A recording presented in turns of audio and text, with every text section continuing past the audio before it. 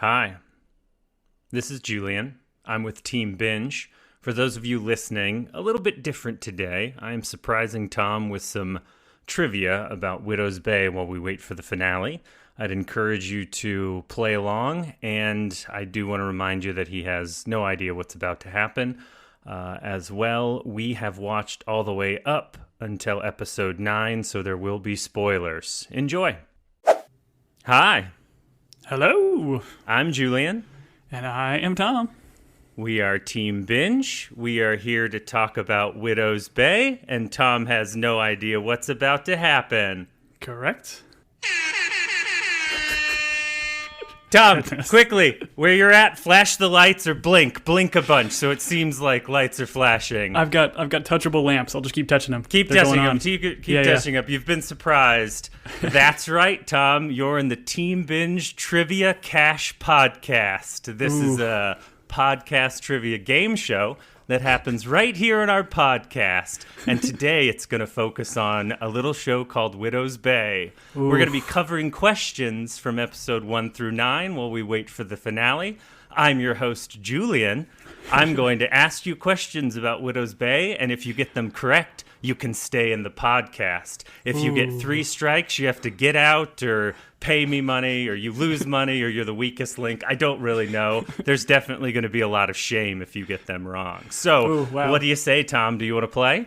You know, we have done trivia episodes in the past for other shows, and we generally have a fun time with them, so I'm here for it. Now, I don't know how much trivia I'm going to know in this world that is Widow's Bay, because I feel like I haven't done the deep dives that sometimes Tom, it's I have a yes or no question. Are you ready to play? I'm ready, Julian. Let's go. All right. And forgive me, sir. What was your name? Tom. Tom. You don't sound like a Tom. Is that short for anything? Tomothy. Okay, we'll be calling you Thomas today. And I'm assuming, sir, you've watched the TV show Widow's Bay.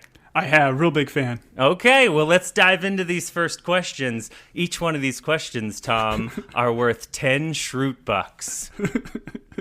What's the translation from Shroot bucks to Stanley Nichols? That's the same as leprechauns to unicorns, Tom. All right, for those of you listening, we would encourage you to play along, and we'd love to hear your scores. You can send them to us at teambingepodcast@gmail.com. Or we won't release this and no one will play along ever. Before you get into it, how far should our listeners have viewed? Are you going all the way through 9? I already covered it, Tom, 1 through 9. It's as if you're not listening. You've already failed the first question. All right, let's dive into question number 1. Tom, in Widow's Bay, episode 1, while Mayor Tom and Wick discuss the island situation, Mayor Tom agreed not to correct Wick's grammar. What phrase does Wick mess up that almost kills Tom for him not to correct? So, once again, I'm looking for the phrase that Wick uses that Tom rolls his eyes so hard he almost dies. And keep in mind, Tom, we are a clean podcast for kids when you answer this question. So go ahead, sir. Do you have an answer? What is tit for tit? No, sir. The phrase was tit for tat. He says what you said, which, once again, we're going to have to bleep because we're a clean podcast. But well, you only have to bleep one of them. That's fair. That's fair. Yeah. All right, you've got 1 on the board. Congratulations. Boom. And, Tom, speaking of people that correct other people, at this moment, do you have any corrections that you'd like to make based on the last podcast we recorded? I don't know. Is there a specific correction or omission that I was supposed to have? Yeah, you messed up some horror movies that I'm putting you on the spot, and you'll still get them wrong, but go ahead, sir. No, I already tried to block it out of my mind. I felt really terrible because I called you out for saying Jason movies were Friday the 13th. For some reason, I was thinking that was the Freddy Krueger franchise, but the Freddy Krueger franchise is Nightmare on Elm Street. So if you follow us on social medias, I have officially apologized to both the Jason Voorhees and Frederick Krueger estates on my behalf, but I would argue that it is your fault for not correcting me. And that's fair, and you have 10 Shroot bucks. All right, let's move on to question number 2. Tom, in episode 4, while discussing the past boogeyman situation with the group of women we'll call the Mean Girls, Patricia's frenemy, I don't know that I've ever learned her name, claims that one of their friends, one of the teen girls, hid from the boogeyman in a very unique place. Where did that friend hide, Tom? Oh, I know Patricia hid under her bed, right? Where did her other friend hide? Is there another friend that survived an attack? No, that's the bonus question, Tom. Did hiding in this place help her? And the answer is no. She is dead, dead, dead. I'm going to say... I don't know the answer. I'm going to say her attic. She hid in the dryer, Tom, and it did not help her. She hid in the dryer. Idea. She got found and killed anyways. And I'm surprised you didn't remember that because I believe I talked about how much time I spent in the dryer as a kid. And I really opened up to you, but you apparently weren't listening at all. It rings a bell now. All right. So the answer was dryer. So... You got question 2 wrong, but let's move into question 3. Let's see if you can redeem yourself with a little bit more. There are 48 questions in total, Tom, so bear with me. All right. In episode 6, Richard Warren, who was probably nominated Father of the Year, Widow's Bay, 1701, despite that, he has a daughter who lost a finger. How and to what instrument did this daughter lose her finger? She lost her finger to a wagon wheel. A wagon wheel is correct. And I believe we learned later on that the brother was driving the wagon, so you got to wonder whether or not that was purposeful. But she definitely lost her finger to a wagon wheel. Tom, this one comes with a bonus question. Are you ready for the bonus question? Sure. And the bonus questions win individual prizes. This one you win a severed finger. We find out that daughter survived, and she grows up. And who does she marry, Tom? Who does Frances Warren end up marrying? 9 Fingers Frances, they called her. She didn't really grow up. She just got married. I think they expressly mentioned she's only like 14, which is terrible. It's gross, yeah. But she married a gentleman. I'll give you a hint. The gentleman pulled the animals from the sea for a living. Ooh, okay. I know he was a whaler. I know he was a creep. I know his last name is Fisher, but I don't know if I recall what his first name is. I'm going to go with something fancy. Let's say Reginald. Reginald is Fisher. his middle name, so incorrect, but you could have guessed Barnabas, and you would have been right with Barnabas. Barnabas and Bailey, yes, the circus guy. Yes, the circus. They originated on Widow's Bay. That's correct. So... right now, we are 2 for 4, if you're keeping track. You're doing a great job. Actually, that's not right at all. I think you have 1 for 3. It's tough to keep track of this while I'm trying to read my own handwriting. All right. No, hold on. I've got 2 or 3, right? I got the wagon wheel, and I got... tit for tat. All right, so you're 2 for 3. That's 2 for fine. 3, yeah. All right, here we go. You're mixing up the bonus questions. Don't you shortchange me. Yeah, we'll turn to Jimmy for the end score. He's keeping track. All right, this is question number 4, Tom. In episode 4, when reading a rather devious self-help book, Patricia is asked to circle what part of her body she's least satisfied with or would like to change. What body part does she circle first? Once again, this is the special book that she reads in episode 4. I don't know. I'm torn between this being her best episode and the Boogeyman episode being her best episode. But what, Tom, did she circle first in the self-help book? Now, I know we discussed this. I remember you circled the entire body, which makes sense. I think I circled my knees and elbows. We'll go back to that comment in a little bit, which makes sense. I want to touch on that in a moment. But why don't you just answer the question, sir? I believe she circled her chin. That is mostly incorrect. The first thing she circles, and I believe I said first, were her shoulders. So I would have taken left shoulder or right shoulder.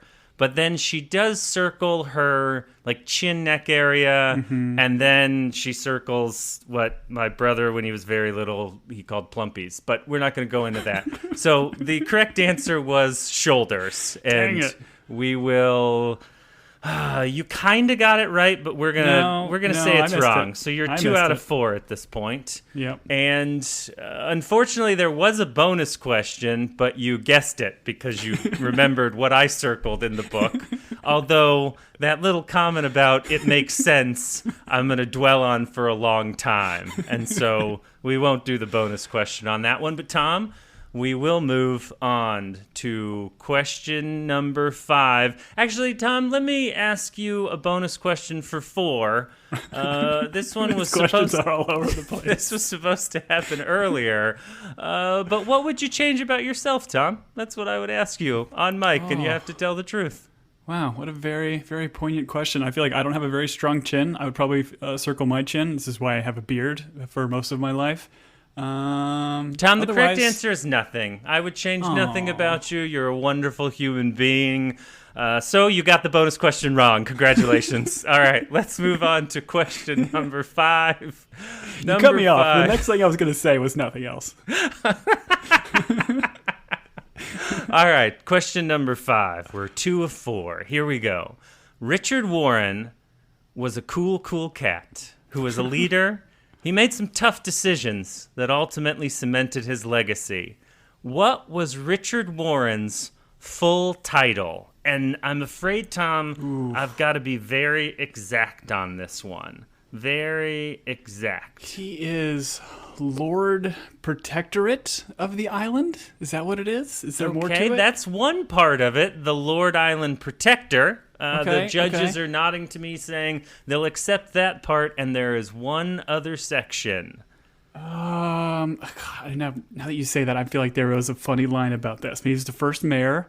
We know that. Mm-hmm. He has a headless statue of him in the port of the town. Yep, now you're just saying things that don't have anything to do with the question, but that's fair, yes. Let's say Supreme Commander Awesome Dude. Oh, super close. That was the second choice. They almost went with that one. But his full title, Tom, is Reeve Prime of the Colony and Lord Island Protector. Reeve I don't even know what those words mean.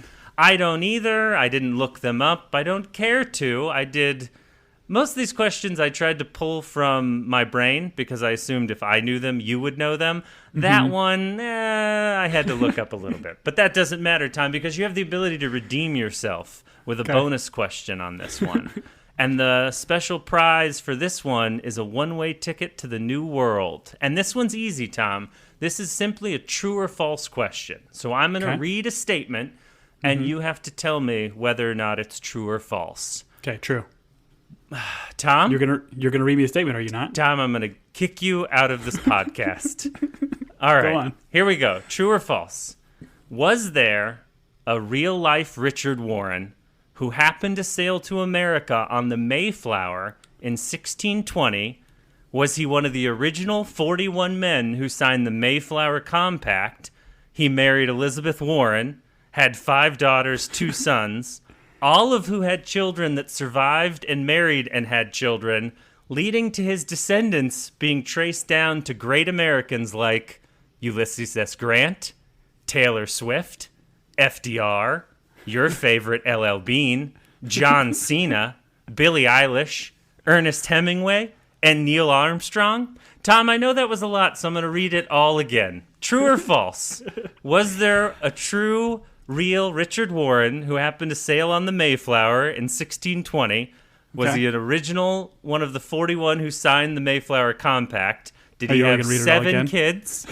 And did those 7 kids survive to have descendants that trace down to Ulysses S. Grant? Oh, goodness. Taylor Swift? I'm sorry, everybody. FDR? LL Bean? John Cena? Billie Eilish? Ernest Hemingway? And Neil Armstrong. Tom, is that true or false? I mean, based on the level of specificity, I'm going to go with true. I also feel like I have seen some stuff on this show where some of the names do kind of line up to historical figures. So, yeah, I'm going to go true. Unfortunately, Tom, it's false. All of it's true, but Neil Armstrong, it's actually Alan Shepard. So all of the other details true, but Neil Armstrong, not one of his descendants, but the astronaut Alan Shepard was. So unfortunately, that's going to be a wrong answer for you, sir, as we move on to... If you Google Richard Warren, this profile pops up from this very important, American ancestor. So I thought that was all interesting, and a lot of the family. Anyways, I'm a history guy. Tom knows this. I love to know where LL Bean came from. I love their catalogs. I love to know that Widow's Bay touches that catalog, you know? Yeah, well, I think it's funny that you end up changing the spaceman of all of these people, because we know you don't believe in space and that the Earth is flat. The Earth is flat and there is no space. That is true. All right, so let's move on to question 6. Okay. Question 6, and I think, Tom, you're 2 of 5 right now. We'll give you 2.5. All right? All right. Episode 4. For question 6, we're going into episode 4. Okay. During the dopest party that's ever been thrown, a song plays, seemingly forever in the background. Mm-hmm. During the dopest party, what is the full title of that song, and who is the artist? Ooh. And I do want to point out, Tom, that this song is played on the TV show. I don't know that it's necessarily played in the party. We hear it as an audience. And so I need you to give me the name of that song and the artist. I mean, the song is The Rhythm of the Night because it has been in my head since that episode. And I can sing it again for you, but I will spare the audience. Now, who sang this song is going to be out of my wheelhouse. I'm going to take a guess. I'm going to say Nickelback. Nope. It's your favorite beer as well as Vin Diesel's favorite beer, Tom. Corona? That's right, Corona. The song is called The Rhythm of the Night. And then in parentheses, it's Rapino Bros' 7-inch single, end of parentheses. So this is before Taylor Swift started parenthesizing all song titles. Corona did it first. I can't believe that's not a meme somewhere. Corona did it first. But yes, I'm going to give that one to you, Tom. So you get number 6. Thank you. I feel like I deserved it. You did deserve it. And honestly, I was going to make you sing it for extra credit, but no one wants that. This is the rhythm of the night. Oh, yeah. Okay. All right. You know what? I'm going to give you an extra half a point to make the math easy. So you're now 4 of 6, okay? Okay. I don't think that math works out at all. Somehow you've gained points. It doesn't matter.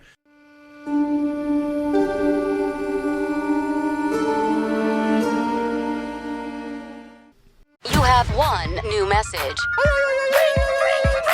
Translating. Disney and Pixar's Hoppers is now available on Disney+. You could say that again. Critics are calling it Pixar's funniest movie ever and a wildly entertaining ride. Blizzard Potato. It's certified fresh and verified hot. Now we party. This is incredible! Wow, I am clearing the rest of the day. Disney and Pixar's Hoppers, now available on Disney+. Rated PG. Are your ad campaigns lighting up the dashboard, but not the pipeline? That's bull spend. And marketers are calling it out in Dashboard Confessions.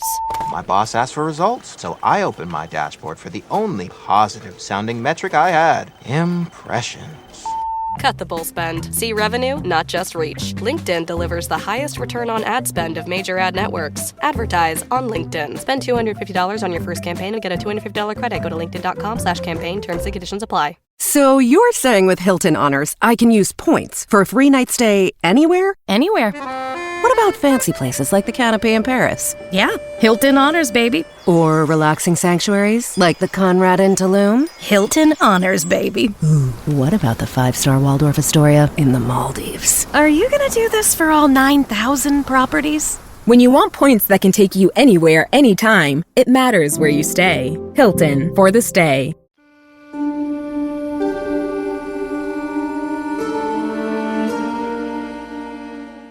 Okay, Tom, bonus question.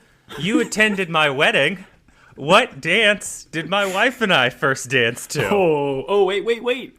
I know the band. I don't know if I know the song, but I know you danced to a Thrice song. But what that Thrice song was, I have no idea. Incorrect, Tom. I don't even know why we're friends. It was the lead singer of Thrice, Dustin Kensrue, close enough. And the song was Pistol. So we'll allow you to get that bonus question. That romantic song. I love how you have Pistol, a gun. I think she picked it. For those of you listening at home, if you got that bonus question, please write us. I'd love to know how you know. Okay. Well, that was pretty good. I remember the thrice thing. I was in your wedding, wasn't I? Listen, you did a great job, buddy. I would encourage people to go listen to Dustin Kensrue's cover album. It's great. He covers Miley Cyrus, and it is incredible. All right, let's move on. Question number 7, Tom. Once again, you're at 4 of 6 somehow. Sure. In episode 3, Mayor Tom has the option to choose love when he meets what would be the second soulmate of his life, future Evan's stepmom, who is on the island to attend a bachelor party.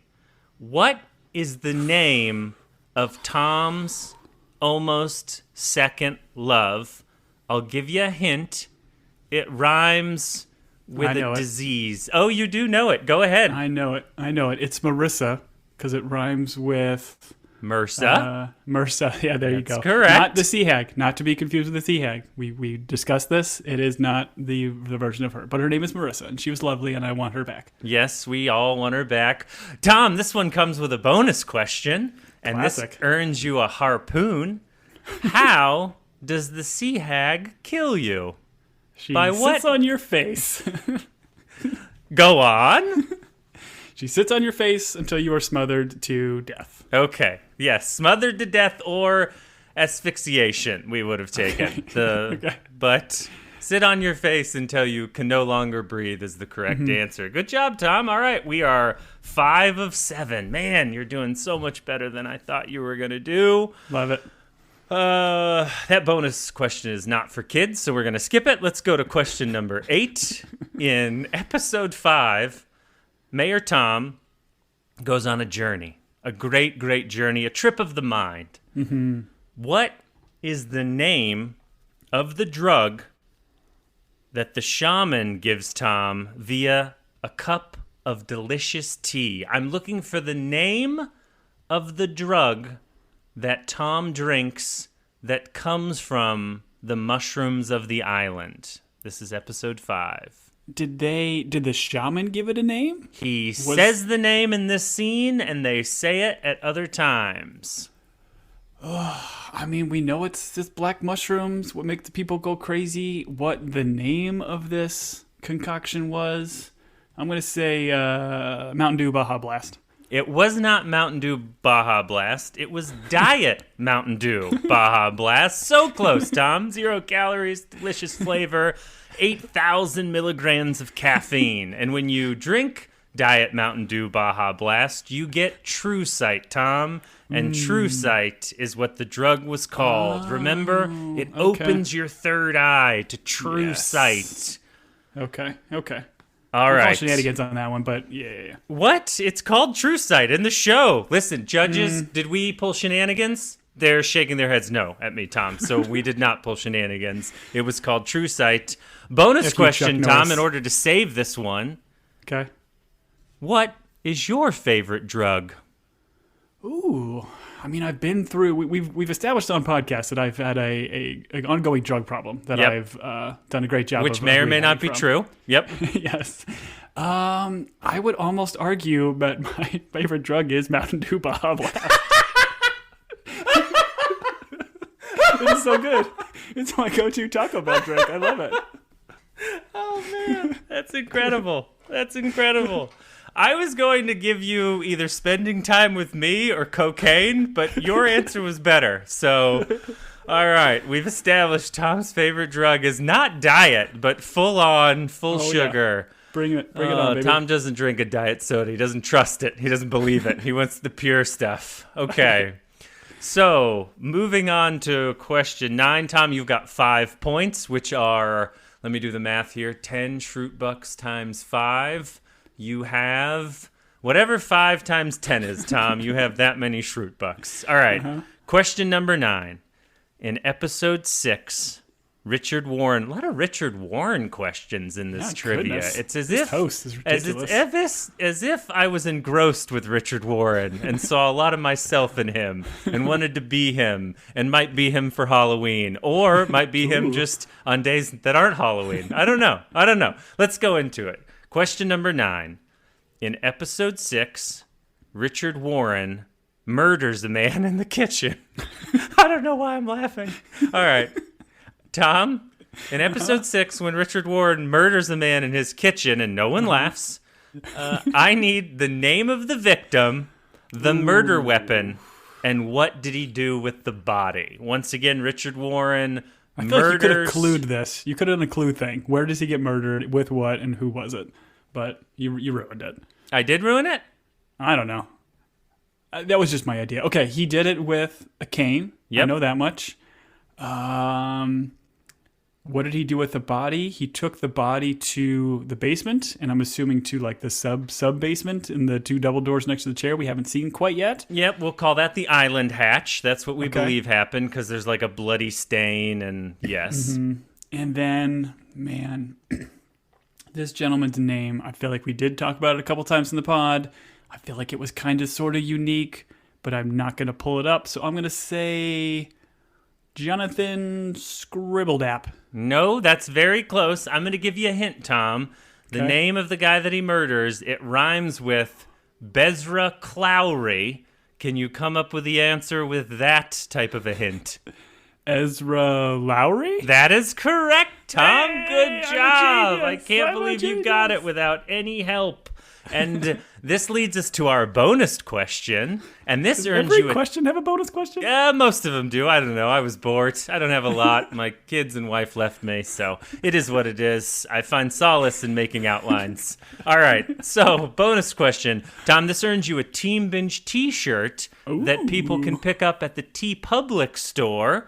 And I would ask you, who was the actor that played Ezra Lowry, and what Team Binge show that is also on Apple TV did that gentleman was he a part of? That was an awkwardly worded question. This actor was in another show that we podcasted about, Tom, that's on Apple TV, as well as this actor has a name. I'm going to need both, sir.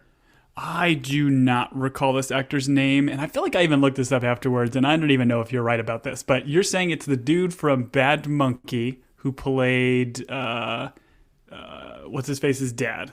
Is that correct? No, that's very wrong. He played Captain Fitzpatrick and the narrator in Bad Monkey. And the actor's name is Tom Witwicky. It sounds like you looked up the guy that played Vince Vaughn's dad in Bad Monkey. I did. And that's how you got confused. Tom Nowicki, we want to give him a big shout. He's never heard of our pod, won't listen to us, probably doesn't know what a podcast is, but we love him in both this and Bad Monkey, which is a show that Team Binge podcasted about. It's on Apple. I would encourage people to watch it. It's very funny.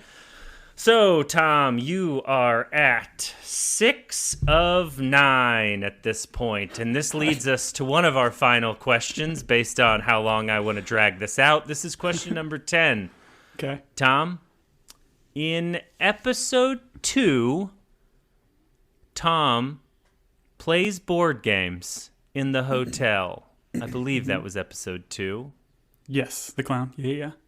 Name 3 of the board games that are predominantly shown in the Honor Hotel Lounge where Tom hangs out and is watched by a camera, and that camera diligently clocks when he drinks booze and doesn't write his name down. What are the 3 board games that are prominently shown? Yeah, Settlers of Catan, Wingspan, and Gloomhaven. Tom, this is serious trivia game. Sorry. Made for trivia people. If I was Alec Trebek, well, one, I wouldn't be here. Rip to Alec Trebek. If I was the guy that took over for him, who Ken Jennings. I know his name, Tom. I watch Jeopardy all the time. I would be upset with you, and we wouldn't even laugh. We'd just move on to the other players. But I'm going to give you another try. What are the 3 board games from the hotel, Tom? What is Teeth? What is Run? And what is Daddy's Home? That is correct, sir. Good job. That brings you up to 7 out of 10. And Tom, this one surprisingly also comes with a bonus question, although you kind of ruined it with your joke earlier. And this bonus question wins you a pair of pliers. Tom, why is Settlers of Catan the worst game ever? Once again, why is Settlers of Catan the worst board game ever? I'm assuming you hate it because you're terrible at it, but I No, love false. it. False. Erroneous. Erroneous on all counts. Oh my goodness, I gotta check our levels there. That hurt my ears. Your hatred for this game. But yeah, it's a blast. We play a yearly game with my real friends every year. You trade sheep for bales of hay. It's so dumb. Anyways, we built this city with ore and wheat. The bonus answer is what is the best game, and the best game is 10-point pitch. And Grandpa Finky's rule is ace 2, get you 5. All right, let's move on. All right, Tom, let me total your winnings today. So you have 70 Shroot Bucks out of 10. I'd argue it's out of 20 because everything had a bonus question. You also got a severed finger, and I didn't get the T-shirt. That's what I really wanted. You don't get the one-way ticket to the new. I believe you got the harpoon, and yes. So you have a severed finger, a harpoon, and 70 Shroot Bucks. Tom, we're not done. Oh, goodness. We're not done. Round? You can walk away right now, or you can risk it all, go double or nothing on a single question. That means your total would go to 140 Shroot Bucks, two severed fingers. Honestly, I have to provide the severed fingers, so I'm kind of hoping you don't do this, but it's part of the game. We wrote it in the rules in the contract. We've got to go with it. And 2 harpoons. And harpoons, sir, are not cheap. So, honestly, I might just give you 3 severed fingers and save the money on the second harpoon. But would you like to double or nothing, Tom? I don't know, man. I got to send my kid to college, but he can't go to college with 1 severed finger. He needs 2. Let's go. Let's do it. Oh, man, it would have been great podcasting had you just said, no, let's end this now. Bye. But here we go. Bye. All right, Tom. What did the mean girl say to Patricia over again? Bye, bye, bye, bye. Should have done that. Yes, I don't get that reference, but let's move on. All right. The shaman who is with God now, the great spirit in the sky. Maybe, we don't know. While he was on this mortal coil, had a trusty companion, a lizard. And this lizard, who was a little bit world-weary, prone to wanderlust, this creature had a name, Tom. What was the name of the shaman's lizard? I mean, I know this lizard didn't abscond. It was there to the bitter end. No, it was. Some would say it was in that bag of socks when he flew to God. Say, maybe that's what he was looking for. I mean, I don't know. I'm going to say Becky. Close. It was a bee name, Tom. The shaman's trusty lizard was named Bridget. Bridget was the name of the trusty lizard. So I lost my severed fingers. Tom, no severed fingers for you. No harpoons. No 70 Shroot Bucks. No 100. Oh, wait. It looks like we've got one more question to win it all back, Tom. Would you like to ride your 0 all the way to one more question? Nah, I'm all right. We're going to do it anyways. Tom, last question. When explaining why, and this is Mayor Tom, when explaining why Mayor Tom gives lots of women who need rides on the island, all of those women being of appropriate age, Patricia points out that Tom has failed to provide rides to 2 different people. She points out, hey, Tom, there were 2 people that you didn't give rides to, and they're in the room with you right now. Who were the 2 people that Tom failed to give rides to, probably because they weren't age appropriate or they didn't look like Marissa? Whatever the reason, we'll never know. But who were those 2 people, Tom? I'm quite certain Ruth is one of them. Okay. Who the other one was, I'm going to guess Dale.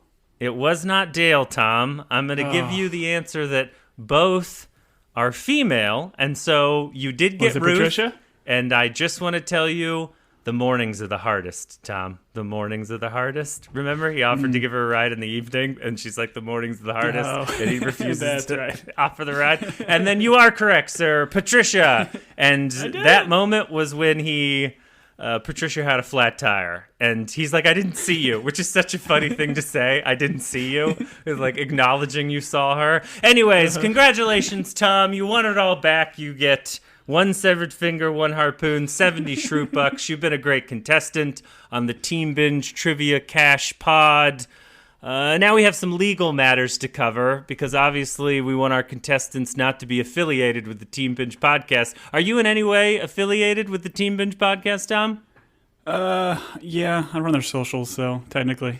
All right, well, your participation is void. You will not be receiving any severed fingers or shroot bucks. For those of you that listen to this garbage, you can reach out to us at teambingepodcast@gmail.com. We'd love to know your scores. I know it was convoluted, but maybe just stick to the normal 10 questions. I won't hold you to the bonus points. Also, if you thought of some harder questions that you'd like to ask Tom or I, we'd be more than willing to take some of your questions. If you email them to us or send them to us, don't send us the answers. We will attempt to answer them on pod if they are worth it. So, Tom, thank you for joining me at the Team Binge Cash Podcast Trivia Game Show. You won $1 million. You are the weakest link, and you can get out of the cab now. For Team Binge, I have been Julian. Thank you, Julian. That was a lot of fun. And I have been Tom. Till next week, everybody.